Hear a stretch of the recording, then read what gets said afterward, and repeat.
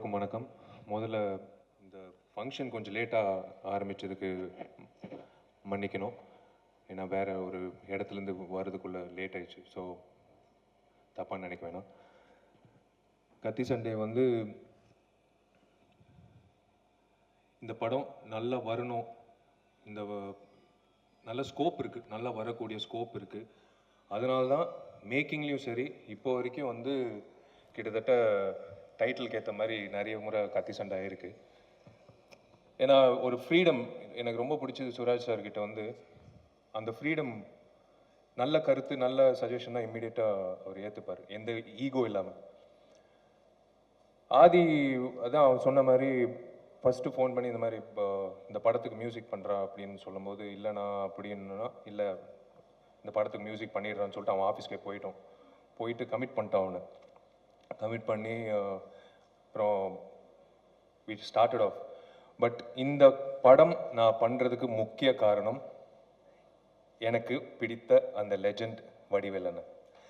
வடிவேல் அண்ணன் இந்த படத்தில் இல்லைன்னா நான் கண்டிப்பாக இந்த படம் பண்ணியிருக்க மாட்டேன். ஏன்னா அவர் ஒருத்தர் தான். எத்தனையோ ஆர்டிஸ்ட் இருப்பாங்க. இந்த ஆர்டிஸ்ட் டேட் கிடைக்கலன்னா ஆல்டர்னேட்டிவ் ஆர்டிஸ்ட்டு போகலாம், இந்த ஆர்டிஸ்ட் டேட் கிடைக்கலன்னு இன்னொரு ஆர்டிஸ்ட் போகலாம். ஆனால் வடிவேல் அண்ணன் பொறுத்த வரைக்கும் இஸ் யூனிக். அவரோட கேரக்டர் வேறு யாராலையும் பண்ண முடியாது. ஸோ அதான் சுராஜ் சார் கிட்ட சொன்னேன். இந்த கதை கேட்டோன்னே, சார் வடிவேல் என்ன பண்ணார்னா நான் இந்த படம் பண்ணுறேன். ரொம்ப ரொம்ப நன்றிண்ணே. நீங்கள் எனக்கு அந்த பெருமை எனக்கு தான் பெருமையாக இருக்குது. நீங்கள் இந்த படத்தில் வந்து அவரோட நடிக்கக்கூடிய வாய்ப்பு எங்களுக்கு ஏற்கனவே 2 வெற்றி.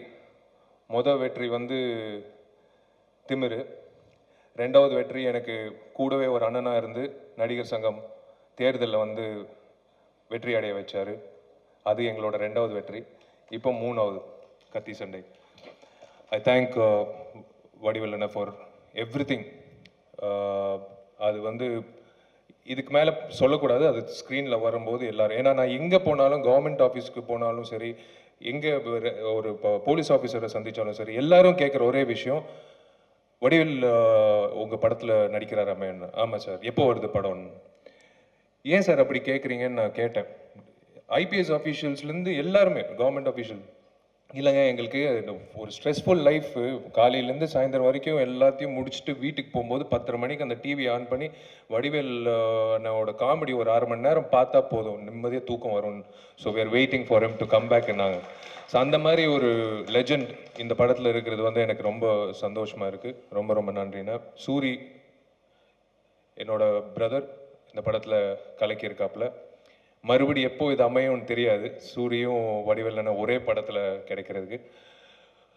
And I should thank my producer. உண்மையிலேயே இது எக்ஸ்பென்சிவ் ஃபிலிம் தான், நம்பி செலவு பண்ணார், அவுட்புட் வந்துருச்சு. So I'm really hoping.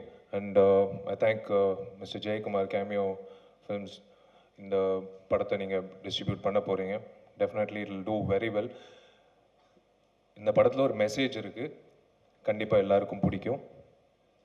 It's a commercial entertainer. And I thank all my technicians. ஒவ்வொருத்தராக நான் சொல்ல மாட்டேன், எல்லாரும் ஏற்கனவே பேசியிருக்காங்க.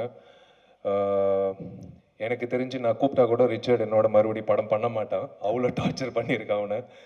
அண்ட் எல்லாரும் ரொம்ப சிறப்பாக வேலை செஞ்சு இந்த படத்தை ஒரு பர்ஃபெக்ட் என்டர்டெய்னரை கொண்டு வந்திருக்காங்க. இதே நவம்பர் 18 கத்தி சண்டை தெலுங்குல ஒக்கடொச்சாடு என்ற டைட்டிலில் 2 லாங்குவேஜ்லேயும் ஒரு சைமல்டேனியஸாக வேர்ல்டு வைட் ரிலீஸ் ஆக போகுது. Nandagopal sir, thank you so much. இந்த அதாவது கேட்டதாக சொன்ன மாதிரி ஒரு டிக்ஷனரியில் நோ நெவர் எதுவுமே இல்லை. இந்த மாதிரி தயாரிப்பாளர்கள் கண்டிப்பாக வேணும் தமிழ் சினிமாவில். இந்த மாதிரி தயாரிப்பாளர்கள் இருந்தால் தான் நிம்மதியாக படம் பண்ணுறோன்ற ஒரு நம்பிக்கை ஆர்டிஸ்ட்டுக்கு தேவையானது. அது மட்டும்தான். படம் பண்ணிட்டு இருக்கும்போது இந்த படம் ரிலீஸ் ஆகுமா, இல்லை இந்த வேற படத்தோட பிரச்சனைனால இந்த படம் நின்றுடுமான்ற பயத்திலேயே பாதி ப்ராஜெக்ட் வந்து போயிட்டு இருக்கு.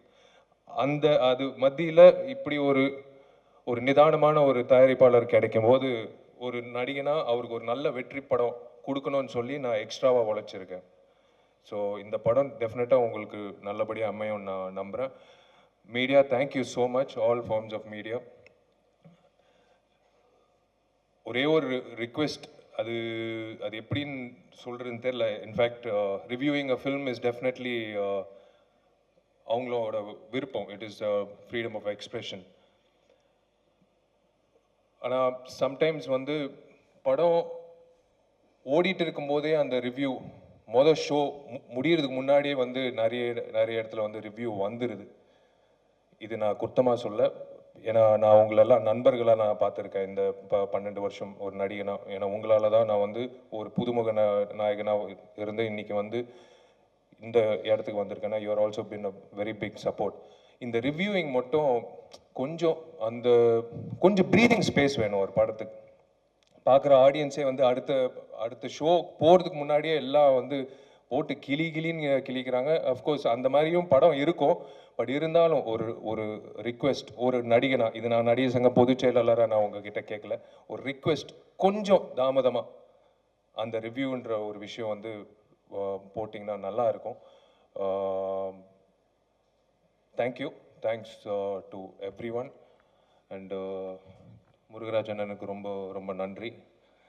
எல்லாத்தையும் சகிச்சுக்கிட்டு என்னோட இருக்கிறதுக்கு ரொம்ப நன்றி. அண்ட் நடித்த அத்தனை ஆர்டிஸ்ட்க்கு வாழ்த்துக்கள். உங்களால் முடிஞ்சால் இந்த சமுதாயத்துக்கு ஏதோ ஒரு வகையில் நல்லது செய்யுங்க. God bless you all.